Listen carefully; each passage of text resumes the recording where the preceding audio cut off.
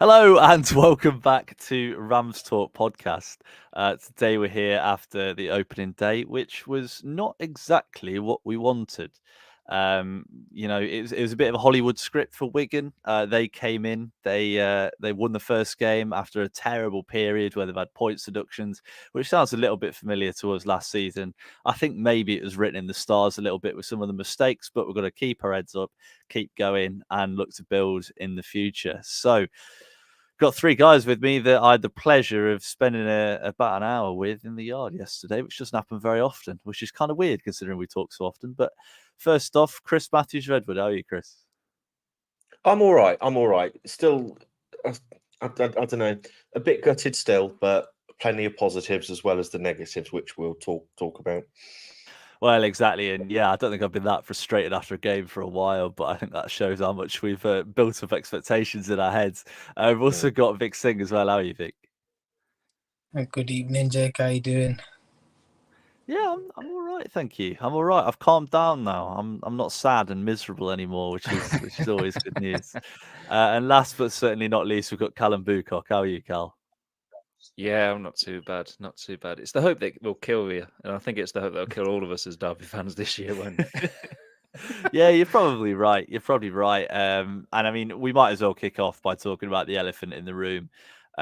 We've really struggled up top, I thought, yesterday. I thought the Collins of old was back, which really disappointed me because I really thought he was going to be between the posts for the whole game in the box, and he kept getting dragged out and dragged everywhere, and balls were going in, and he was never there. He missed a sitter early on, which I think people may have forgotten. I know I forgot it until I rewatched the highlights. Really should have scored. Chris, there's talk of Martin Waghorn in the building. Paul Warren basically admitted yesterday he's signed a contract. He's here. He's ready to go. I mean, as I know he's not the most exciting signing. I put in the chat yesterday, I looked at my brother and went, we could do with Waghorn here, which is a real sign of how poor we played, I think, in that second half. In that first half, sorry. What do you reckon? How did you find it? You know what I did like about Collins yesterday though? Nothing. It was one of those performances from him where poor James. Jesus. Oh no!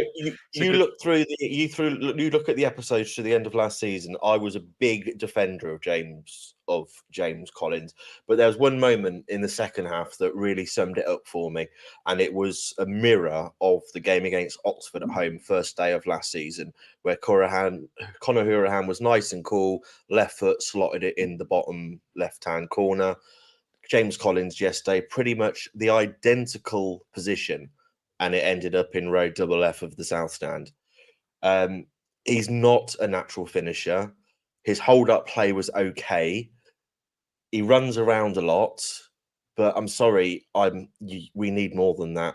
And Waghorn's not the answer. I felt, and I'm not just slating Collins. Everyone will say, "Oh, it's all Collins bashing." It's not.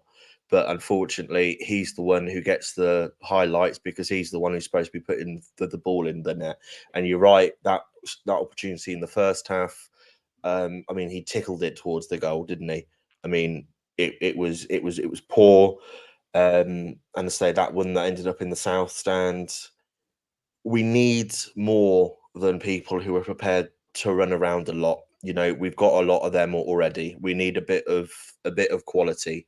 And I'm not saying we needed McGoldrick yesterday. We need a clinical finisher who doesn't need to know where the goal is to score goals. And that was what was really disappointing yesterday about James Collins, because he looked all right in pre-season, but now he seems to have gone back to the form of middle of last season, which was poor. So that is really worrying.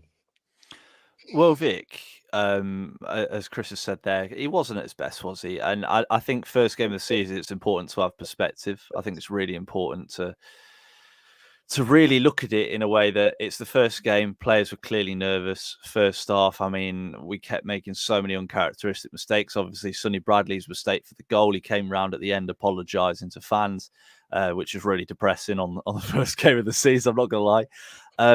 But I think, as you mentioned, he held the ball up quite nicely at times. He got into those wide areas, got into the channels. it's not really what you want from him, is it? And when you've got a striker that's, needs to put balls in the back of the net, the only players he's got up there with him are Max Bird and Mendes Lang, who are hardly penalty box predators. We need more from him, don't we? Yeah, I mean, with Collins, I think the most frustrating part is when Warner's said to him he needs to be between the sticks, he needs to be in the 6-yard box. He doesn't seem to do it. And it's not just yesterday. It's probably been going on for the best part of 6 months. So I'm not sure what we can do with Collins at the minute. Unfortunately, he's our only striker. We're hoping Washington can get fit as soon as possible, but I don't know. I think with Collins, we're just going to have to be a bit more patient. He's going to have to listen to Warner a bit more, get himself in between the box. There's about 3 or 4 crosses where if he'd have run across the front post, he'd have got 3 or 4 goals easy. But the fact of the matter is he's not doing it. So I don't know. At the moment, I'm going to stop the hype train here for the time being. But it's firmly at the station. That he hasn't left yet. well, that's it. And again, we do have to sort of take it with a pinch of salt, don't we? It's the first game of the season, and I think that's going to be said a lot, probably by me in this episode, because he didn't look good, did he? He didn't look good. But there's a lot to build on. I think it's important that we don't just focus everything on him as well. I think Mendes Lang, especially in the second half, I thought he looked all right first half. I think second half he didn't move as much as we'd hoped. And I think Max Bird, who I thought he was electric for the first sort of 60 minutes, and he was everywhere. He sort of ran out of steam and was started to struggle sort of towards the end of the game. He was being asked to do a lot. He was playing in both midfield and the front line. And when you've got players like Collins up top trying to press, he's very slow. And they were just playing it round him. It needed the likes of Max Bird and Mendes Lang to press really high, really early. And I think we sort of played into Wigan's hands, didn't we, Callum? Yeah. I mean, Paul Warne and his post-match kind of put it about that. I think a lot of players massively had an adrenaline dump. I think that a lot of them put in so much effort and really wanted to win. You can see that you can't really fault the effort from any of them. But they're putting it in the wrong places. They were towards the first 10, 15 minutes where they were pressing as a unit. They were putting Wigan in traps and then putting them in certain places they didn't want to be. And towards the end, we were just kind of like running after players with like 3 or 4 people. It was almost like they were running around a running track. It was like there's no real thought to any of the pressing or anything at all. And that just seemed to just go on as the game went on. I don't think we should kind of press the panic button as much as I say it was very disappointing as a result. I think, as I said, when I came out, I was very frustrated, same as yourself, Jake. But then I watched it again, and there was some more positives than when I first came out. I think when I first came out, I generally was like, here we go. That the hype's kind of gone, but as soon as I say, I've kind of watched it back. There was some positives to take out of it. It wasn't all bad, and I think we just got to put it behind us. There's a lot of teams who had a lot of expectations across all 3-4 divisions in England, and have all kind of flopped. As I say, we're not the only one, and it's said there's 45 games to go. We've got a lot of time to put it right. Well, exactly, mate. Just on that, exactly. Oh, sorry, Jake.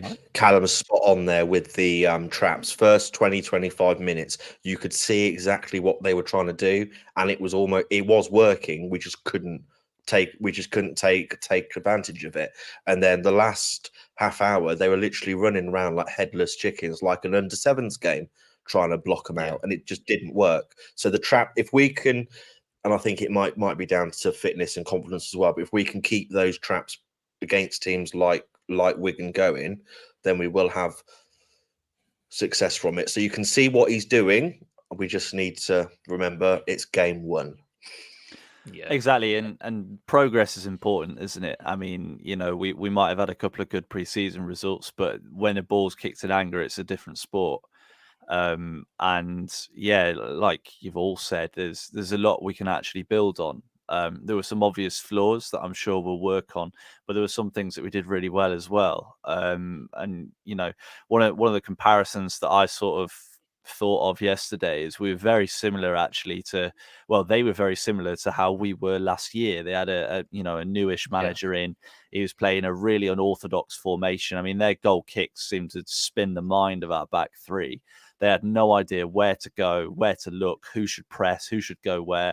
And it's very similar to how we were under Rossini in that first game. And, they've won. It's a massive win. You could see what it meant to the players and the fans. And unfortunately, we just happened to be the ones that faced the team at that sort of time. So I think we'll play a lot easier teams than that. I think all credit to Wigan as well. They gave us a really good game.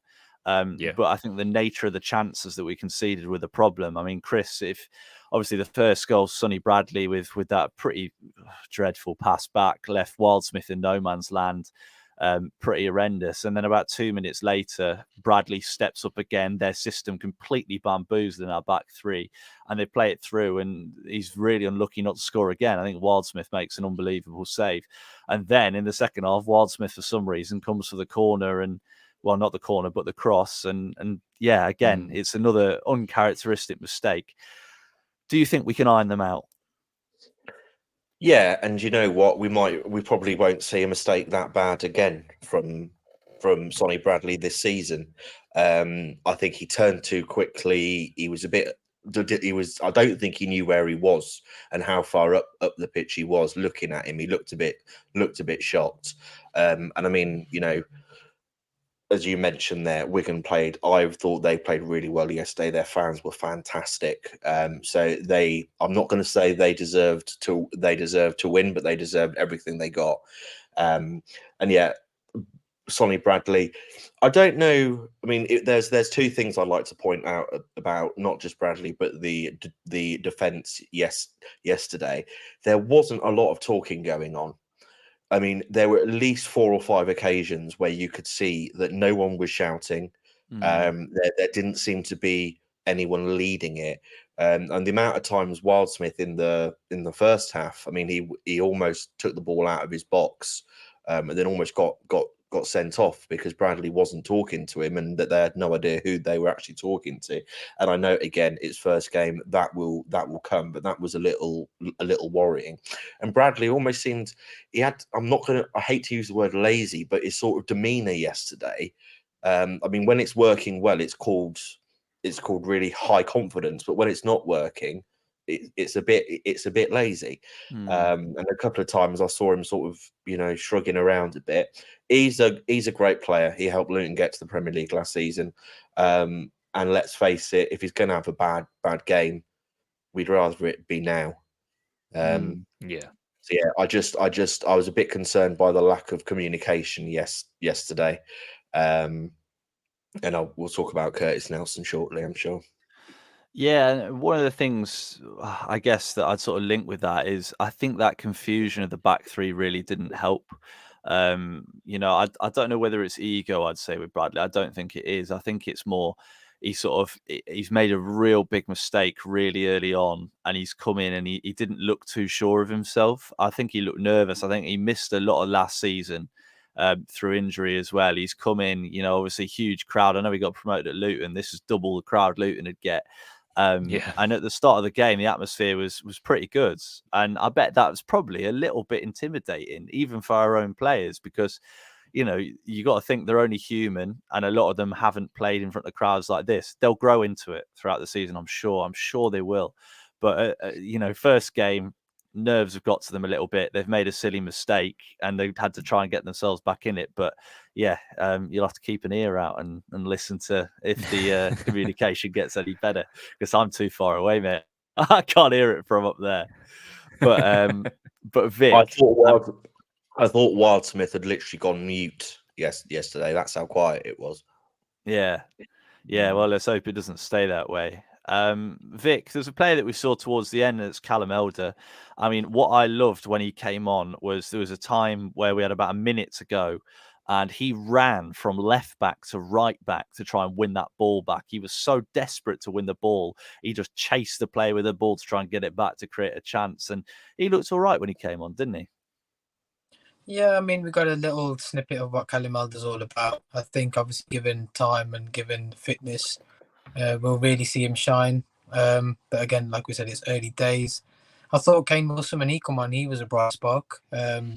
He literally dribbling is his best asset because he took on those players like they weren't even there. And I'd like to see them, as the season progresses, to be our number one choices for fullbacks, because I think them two will be quite cohesive together. But yeah, I'm quite excited to see what Callum will bring. Not to discredit Fozzie, though. I thought Fozzie had a pretty solid game yesterday as well, and his goal was well taken. Could have had a hat-trick in the end, to be honest. Yeah. But yeah, I'm quite excited to see where Callum Elder fits in. His desire, his work rate, I hope that sort of rubs onto the rest of the team.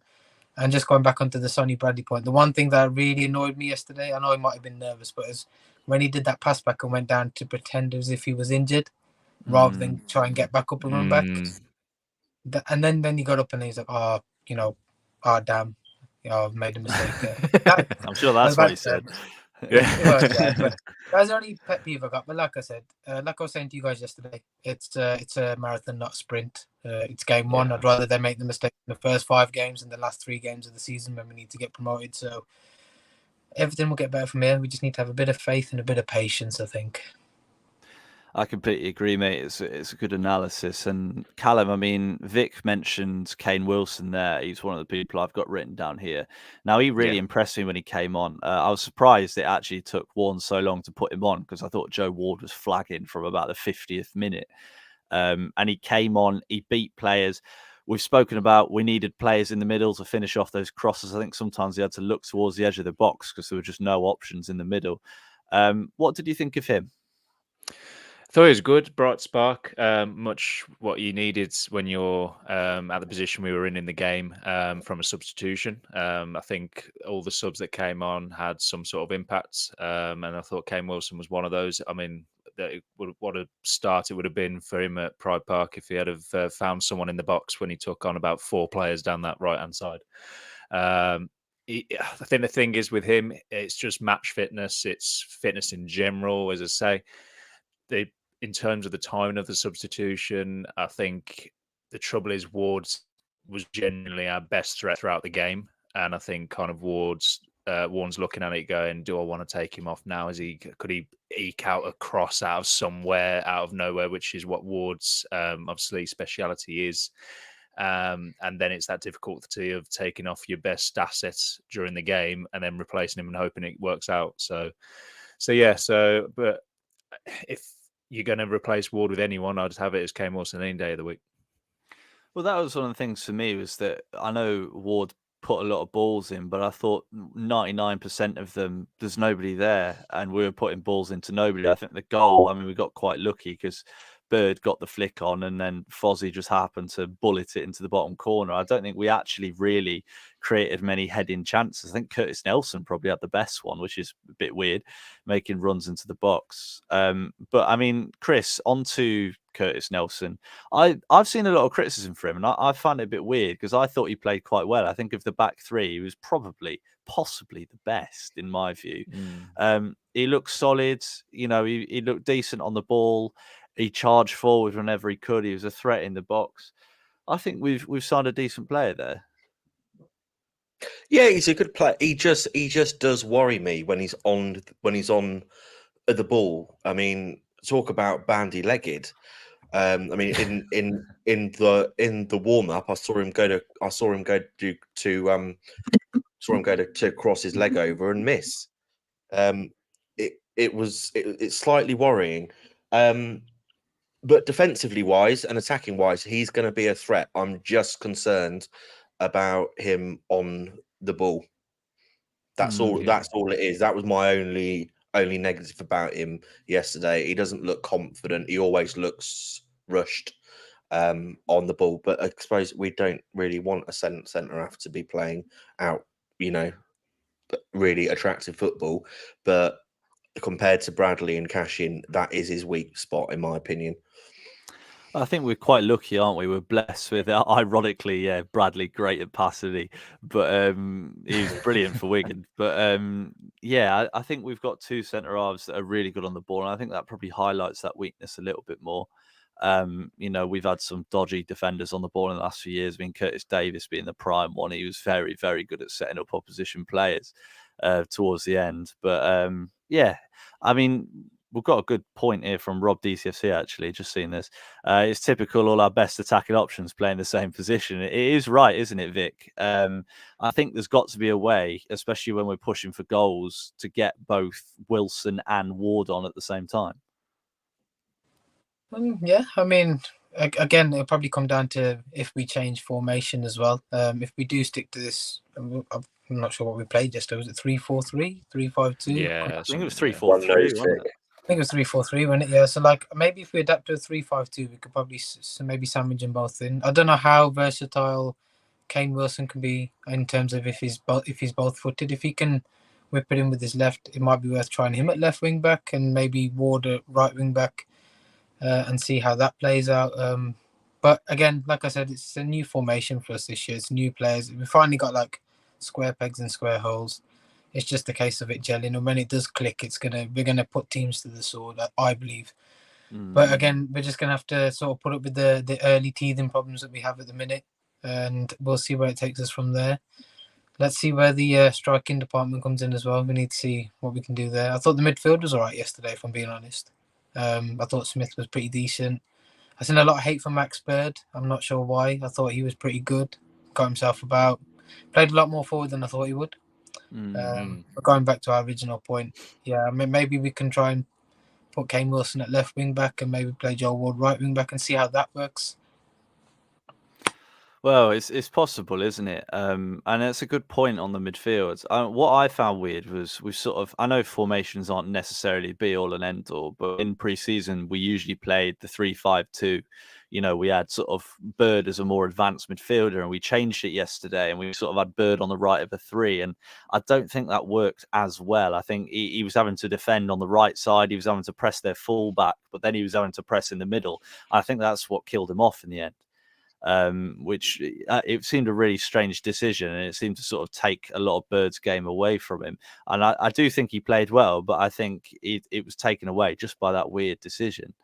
And Callum, I mean, we've got one of the comments here. It says, "Do you think we need any more signings?" I'm tripping over my words. It was such a depressing day. But do you think we need any more signings? And I think, I think we do need more in that midfield, because it got to 70 minutes and Smith was struggling. I thought he had a great game up until then, but he ran out of legs. Hurahan did all right. Bird had run out of legs. I think we need an extra one, don't we?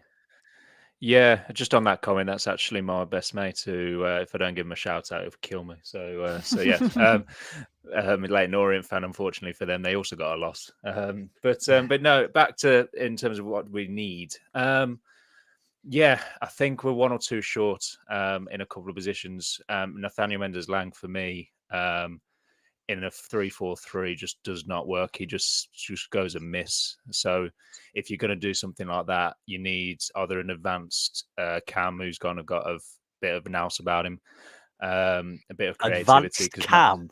Are we playing FIFA? Well, yeah, just centre forward and an inverted striker. But Max Bird, and again in a 3, didn't seem to fit it. Again, if you're going to do him in an advanced role, do it behind two strikers, and it seems to fit a little bit more better with him when Washington came on, because Washington came on with Collins and they obviously went behind him. When you look at the advanced attacking line, you're looking at it going, who's going to get those goals? And at the moment, I'm not sure, because Washington came on and to say he didn't really have much service, to be blessed him, so we can't really give him that much of a fair crack. But I think if we're linked with the players that we are, we need those sort of players who are getting nearly 20 odd goals a season. Yeah, I agree. And this is one of the weird things that I found with yesterday, is that we changed the way we played in pre-season. As Alex P said here, he said, Bird looked a little bit nervous. He lost his swagger. I think all the players lost their swagger because they played so nervously and so, I guess, within themselves that they just struggled to get anything out of it. And I guess that sort of takes us on to another point where I think we made subs way too late. And this is one of the things I was saying to my brother. We had a couple of subs lined up and then they scored. But by then it was about the 72nd minute or something like that, and he gave it another 10 minutes before he brought anyone on. And I thought that was bizarre, Chris, because we were clearly struggling with legs. It's the first game of the season. Players are still getting up to speed. We weren't creating anything. We had Collins up front who was just doing nothing. We had Mendes-Lang doing nothing. Bird was shattered. Smith was shattered. Ward was shattered. And he just didn't change anything. And we had the players on the bench to make those changes, like Washington, like Wilson. Don't you think he's got to make changes earlier and sort of make those decisions a little bit quicker? Well, if it had been me, I'm not Paul Warne, but if it had been me, it would have been Mendes-Lang off at half-time and Washington on. Obviously, fitness dependent on that, but he looked all right. He looked all right to me when he came on. And yeah, you do end up thinking if Kane Wilson had 10 more minutes running at their left back, what could have happened? I know, the amount of crosses put into the box yesterday where absolutely nothing happened was ridiculous. But he did have that little bit of a spark. And you think if he'd come on 10 minutes earlier, because you say Ward was shattered. Yeah, it was. But he did this last season. I don't think he made. I think he was more reactive than proactive. And I don't think that's working currently. And I say it seems to have started this season where he's making subs when we're 2-1 down. And then, well, it wasn't even that, was it? As you said, it was 10 minutes later when he made the subs. So yeah, I thought Washington should have come on at half time myself. And then once we got that equaliser through Fozzie, that's when we should have got the likes of Wilson on and really pressed home the advantage. We didn't. We got leggy, and as we know, we got punished. Well, that's it. And Vic, I mean, Fozzie's goal put us back on a level playing field, didn't it? We hadn't looked great. We looked okay, but we didn't look great. We didn't look like we were going to batter them and score loads of goals. And the players were looking tired, as Chris says. I mean, it seemed a little bit strange, didn't it, that he didn't make the changes. Once we equalised, we could have brought on the likes of Washington, the likes of Wilson, pen them in, really push for a goal, but we didn't. Why do you think that is? I think maybe he's been a bit cautious in the sense that they're probably not fully match fit or they're slightly behind on schedule compared to the rest of the squad. But having said that, sometimes you do need to take the risk. I think if the game's there for the taking, go for it. I'd rather we do that than make our own mistakes in that sense and just lose the game. I'd rather lose the game knowing that we tried everything, threw everything at the kitchen sink.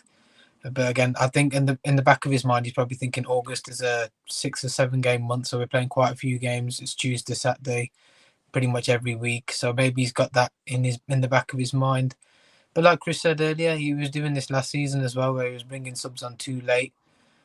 People are starting to notice. So is it just a one thing, or is he trying to maximise what he can get out of the team? I'm not too sure. But I think we do need to make our changes slightly early, especially in such a demanding style of play. We know the legs aren't quite there yet. So I think rotation is going to be really key. I think he needs to do it maybe 5 or 10 minutes quicker than he should. And then obviously once we hit our peak, then obviously they'll probably be able to play the 80, 85 minutes after that. But yeah, I mean, it's just one of those things, isn't it? I think it's just the fitness, I think, that he's worried about. Well, that's it. And yeah, let's hope we can build on that quickly. And Callum, I know I asked Chris about this right at the start of the episode, but we might as well come back to it now. Obviously, we looked toothless up front. We really struggled for goals. We pretty much brought in Martin Waghorn. I wouldn't be surprised to see that announced ahead of Tuesday's game. Does he start? I know he's not fully fit. Does he start, in your view, on Saturday against Burton? You got a hat-trick there last time he played. Yeah, no, probably not against Burton. If he gets signed, say tomorrow morning, say it gets announced, I don't know, then I'd at least give him 60 minutes on Tuesday. But I wouldn't start him. I'd have him on the bench and just see how it goes on Saturday. I'd look at if we can get Washington some more minutes. I'd look at maybe looking at Washington rather than Waghorn, just because I think Waghorn will need at least a few games to get himself going. As I say, I don't know what position he'll fit within this system will be. as I say, with regards to the subs, just coming to that, I'm blaming the technical area. The large technical area is causing a havoc, and Warren hates it, and it means that the subs are the messages are getting there 10 minutes later. So, if anything, if in doubt, blame the technical areas. Yeah, you sound like Warren after the game yesterday. Yeah. I wonder where I got that from. Yeah, I know. We've got a few comments here that are all talking about the same thing, basically talking about both the lack of creativity and what sort of midfielders we need, and we don't have any attacking midfielders. I think they're all really good points because we are lacking attacking midfielders. Sibley is the only out-and-out attacking mid that we've got. Bird obviously played there in pre-season, looked really good. He played in his weird role yesterday and looked less good. I still back him to succeed in that position, but I do think, Chris, I don't know what you think, but I think we probably need one more in that position. We need one more in that position, definitely. We need a creative midfielder, and we need another. If it is Waggy, we need another striker on top of that. Because I'm sorry, based on yesterday and based on what we've all known throughout pre-season, Washington, Waghorn, and Collins is not going to get us in that top two. We'd struggle to get top six again, in my opinion. Hand on heart, we will struggle with that front three. Midfield, it's not a case of needing better than what we've got. It's needing more additions. It's needing legs in there because, Corey Smith played in the right role. Hurahan played in the right role. Bird played in the right role. Are really good, but we need that little bit of magic off the bench. We need a bit of rotation. We need a bit of competition for places in there as well. I think that's the main thing. Whether you're talking midfield or up front, because if anyone, 4 or 5 years ago, if Collins had put in that performance, he'd be on the bench the next game, and we know he's not, and we know he's not going to be because we've got nothing better. So I know the finances are tight, but we really, if this is the season we're going to get out of this league, we need a couple of big signings because it does worry me, our lack of strength of depth. Yeah, it's funny, isn't it, Vic? Because when you think about it, if we'd have pulled that back and Fozzie had scored that second volley and we won 2-1, we'd be sat here right now going, we're class. We've come from behind. We're brilliant. But instead, here we are saying, I'm saying it, Chris is saying it, you're saying it, Callum's saying it, that we need reinforcements. And I think maybe the wins in pre-season sort of glossed over some of the weaknesses in the squad. If you had to bring one in, you could either bring in an aggressive midfielder, as the comment I've just seen there says, and a creative attacking midfielder, or a striker that's not Waghorn. Say we've signed Waghorn already. Which one would you pick? All three of them. Nah, it doesn't work like that, Chris. That's not the game. You can't do that. We need all three. It's true. We do need all three, but I think if I'm going to have to really pick one, I think we need a striker. We need someone that can bang in 20 goals and someone that would just be different to what Collins is doing at the minute. Everything that one wants a striker to do, Collins isn't doing, and that's the problem. I think that's why we're not getting the goals. That's why our forward isn't there. Washington, it's too early to judge on him yet. I mean, I still think he'll prove a lot of people wrong. Yeah. I've seen Billy Sharp's name branded about today. He's been linked quite heavily. I'm very surprised. But again, I wouldn't bat an eyelid to that. I think that could be... What did you say, Vic? Huh? What did you say about Billy Sharp? Have we been linked with him again? Yeah, again, but apparently it's quite strong this time round. But like I said, I wouldn't say no to that. That could be like the McGoldrick replacement that we're looking at. For me, it had to be a striker because I think Horahan will be that creative midfielder given time. I think Max Bird will do it again given time. Striker is the most important thing for us, and that's what's going to get us out this league is someone that can bang in 20-odd goals. Yeah, exactly. And if we sign a striker that's of that age, I'd rather have one like Billy Sharp because he's scored loads of goals and he will score loads of goals. He'll be in that penalty box. He won't do anything else. He will sit in that penalty box. He will let Washington do all his work for him and he'll score goal after goal. And if that's what we need to take us up, hopefully, if we do bring him in, and this is a big if we do bring him in, everything's put to the side, forget the pass, forget the chance, back him. and back anyone else that comes in, because I think the team will need it more than ever now. It's a difficult start, losing in the way that we lost as well. They'll feel that. That'll hurt. That'll really hurt. And if we go out of, if we play Burton next week and lose to Burton, they will need us 100%. Callum, same question to you. What do you reckon? I am going to say a creative midfielder as opposed to a striker, because I think that the three that we have are very, very similar in terms of the three midfields. And I think we are lacking all of them sideways pass, all of them link between each other, and half of them get stuck between each other. But they couldn't do anything else where they play because of the movement up front. Yeah, but the trouble is that when you're looking at the forward play, you're looking at one of those three to make a run as well as your strikers, and none of the three are doing that. They're all kind of stood there on the edge of the box, playing it between each other, and then playing it out wide, and then we're putting a cross into Collins, who's again not there because he's out on wing somewhere. So when you look at someone, for me, cutting in between the lines, I think that is what we need. I did put in the chat, but I think Barkhuizen for me will be a bigger plus than he will be a negative this season. I think he, in the Matlock game, yes, it's Matlock, but he looked really, really good off the ball in terms of his movement, and that's what we're missing. We just seem so static in terms of on the edge of the box, and you're playing it around the edge of the box, putting it out wide, putting a cross in, it comes back out, and we're starting again. That's all we were doing for 20 odd minutes. Someone move. That's all we needed. Yeah, someone to move. Literally. So yeah, but I wouldn't go amiss with Billy Sharp. As I said, you just need someone who stands in between the sticks, puts it in the net, and if he's lazy but he puts it in the net, I don't care. So exactly. Billy Sharp, Michael Smith, any of them. Any of them. Anyone that knows where the back of the net is. We need someone that can score goals. We've got all the supporting players now.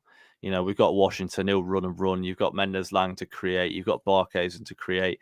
We need someone who can put the ball in the net. And we knew that already. Maybe delusionally, we kind of said, Collins, he's the one. Collins. But yeah, if we can get someone who can put it in the goal, doesn't matter if he scores 15, doesn't matter if he scores 25, as long as he can hold the ball up and be between those posts, that is exactly what I think we need. But right, we've come to the end of the waffle section. Now on to predictions. We've got 2 games. We're playing Blackpool. Before I come to any of you guys, I really hope we play the same back 3 against Blackpool. I think we really need to get them to gel together. And then, exactly. And then on Saturday, massive game against Burton. Obviously, a lot of pressure on us. Need to get 3 points. We can't go 2 games without a win, because we're Derby, and this is apparently how it works. Obviously our local rivals, it's probably one of their biggest games of the season behind Derby away. So it's going to be difficult, isn't it, Chris? What do you reckon for both games? Blackpool, let's say, will win on penalties. Again, I just think it's more about getting the team gelling than any results. Burton's going to be difficult. We've got a shocking record there. I'd take a scrappy 1-0 win any day. Yeah, well, I hope you're right. Vic, what do you reckon? I think we'll play a stronger team than Blackpool's first 11, so I think we'll get a 1-0 win on Tuesday. Moving on to Burton, we never win there. I'm going to go for a 1-1 draw. Well, I'd take one right now. And Callum, my fellow friend, who may or may not also be in the home end on Saturday, what do you reckon to both games? Can neither confirm nor deny. Blackpool, I will go 1-1, and then if it's straight to penalties, then it'll go whatever the result is on pens. I will go. I can't say we'll lose to Burton, because otherwise my household will be a misery, because my brother is a Burton Albion fan.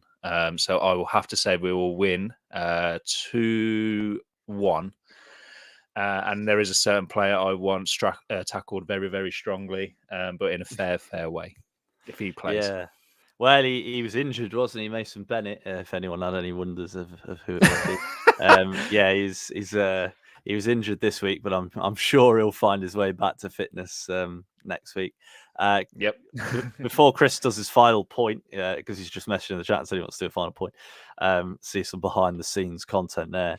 I reckon Blackpool. I honestly don't care. I can't believe I've bought a ticket to go. To be honest, 1-0 to us, let's say, and then Burton. I think we're going to break the curse. I think this will be a tiny little pitch. We'll put them under loads of pressure. Waghorn, brace off the bench. Man, 2-0 win. Come on, Derby. Right, Chris, what do you want to say?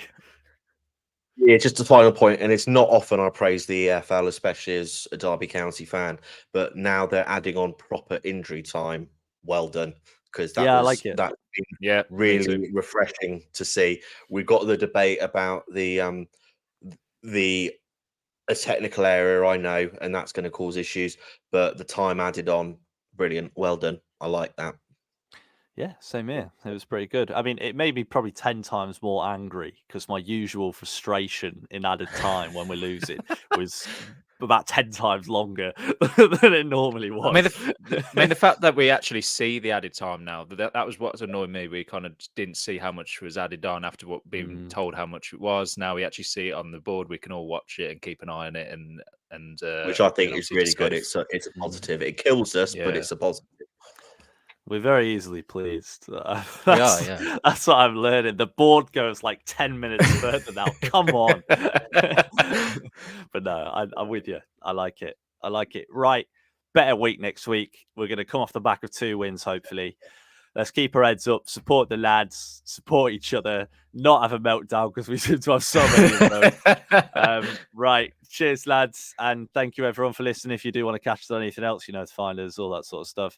Find us on YouTube, RamsTalkPod. Find us on TikTok, RamsTalkPod. You'll never guess what we're called on Twitter and on streaming services too. So, right. Thank you very much, everyone. And see you next week.